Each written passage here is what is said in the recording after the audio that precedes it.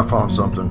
I was reading some stuff, research on gratitude and the different aspects and the different people, and man, there's no end to it. Absolutely no end to it. Like this one guy here says, I just want to thank you for living with me on this planet. You're not alone in this world. And I hope this comment can make at least one person happy just a little bit. That's all I want, and I wish good health to you. Thanks for living on this planet with me. But what he was saying is, what the person said about the thank you, and this other person had made a statement about feeling alone. Mm-hmm. He said, no, if this is the way you're thinking, you're not alone out there. No, even if you're afraid of this place, you're still not alone. There's lots of people in the same boat you're in. Sure. Now, but the thing on them is understanding. If we're understanding something, if you're grateful for something, you're acknowledging that it wasn't you. There's something to be grateful to. Oh, I see what you're saying. And or for. At least you realize I didn't bring this on my part. Right. Right. There's a lot of things in my life that I have to look at. It can't all be serendipity. It can't all be coincidence. I don't even believe in coincidence. And I pretty much Forrest Gumped my way through life. Feels like it to me anyway. That's doable, because if you just fat, dumb, and happy and waltz it through life.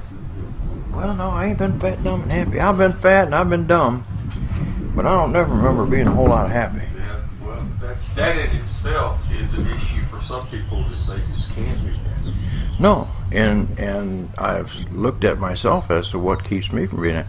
Well, it's the past, and the fact that You can't get past the past. I won't get past the past. I won't for some reason. Well, I'm learning to. Is just okay. Yeah, I've made a lot of mistakes in my life. I'm not going to spend the rest of my life beating myself up for it. You need to turn into what a lot of authors say that we are humans. We are a species with amnesia. Absolutely. We actually need amnesia with some of our past. Absolutely. Absolutely. Because the goal is to be a little bit better person. And if you're going to keep dwelling in the past, then that's not going to happen. Doesn't change. Doesn't change anything. Unless you're learning from Other than it changes your future, because you're not ever going to get to your potential. Right. There you go. So, gratitude for me, it's a whirlwind.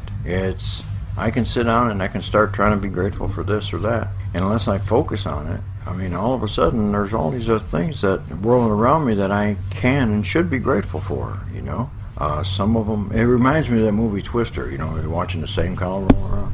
Well, it's kind of like that. Well, you know, sometimes I get to focus on something. But I don't know, maybe that's just my mind. It's like a whirlwind in there. Well, it's hard for anything to stick when it's moving that fast too. Exactly. So how do you grasp a single thought and hang on to it? Right. If it's bouncing all over the place. It's just, you gotta sit down and breathe, man. Take time to be in the moment. Well, that's part of it. And being in the moment, it's hard enough, but once you click over to a little bit, all of a sudden you find yourself operating that way. And I don't know, I kind of like it. Well, being in the moment, you're not in the past. Exactly. You're not dwelling on what's going to happen next. Right. Not worried about what's going to happen next. That's the whole point of being in the moment. Yeah, you don't worry about what's coming. You be grateful for what's coming. And if you can figure out how to do that, I think you can manifest good something into there if you're positive. If you're positive. Yeah. But if you're negative, you're going to manifest negative. Like attracts like.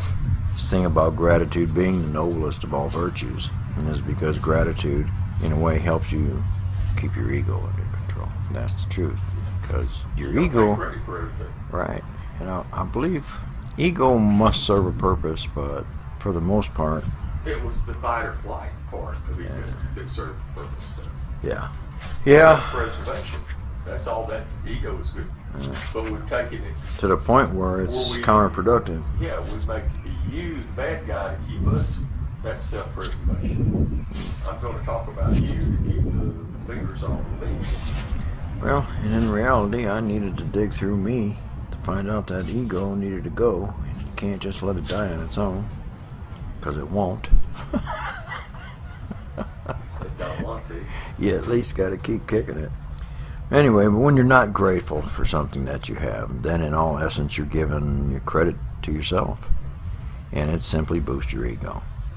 And the truth is, ego is a really repulsive characteristic. positive psychology research, gratitude is strongly and consistently associated with greater happiness. And gratitude also helps people feel more positive emotions. They enjoy good experiences and are able to improve health and deal with adversity while building strong relationships.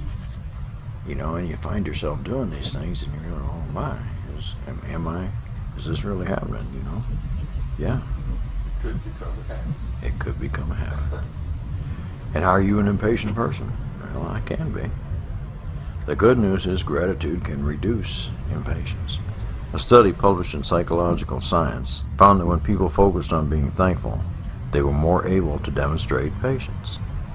In addition, another study found gratitude has a positive impact on your mental and emotional states, as well as your physical health. Gratitude is actually the root of happiness. It tends to focus you on what you have and replace a sense of what you might be lacking. Yeah, be grateful for what you have, and you won't worry so much about what you don't. According to some philosophers, you can't feel both grateful and unhappy. So when your mind focuses on all that you're thankful for, well, you're more likely to feel joy. And in addition, when you're more grateful, you tend to focus on the present. True that. Appreciating the right now. And this can reduce a sense of yearning or anxiety about the future. Funny, when we just talking about that? In fact, that you're grateful for today may be something that you hoped for yesterday. In addition, by focusing on all you have, you perceive those elements of your life as getting bigger. So gratitude tends to give you feelings of fullness, that what you have is enough. And this is associated with contentment. And by the way, gratitude's also a gateway emotion. Philosophers over the years have suggested it's the greatest virtue because it leads to so many other good ones. For example, appreciation of someone can grow into love, and gratitude for what you have can lead to greater satisfaction. And loving your day-to-day work can lead to improved performance. And gratitude can go two ways. Because when people receive more expressions of gratitude at work, they're reported sleep better, fewer headaches, healthier eating, and more satisfaction with their jobs. Expressing gratitude tends to spread positive feelings. You feel good about something and your appreciation makes someone else feel good too.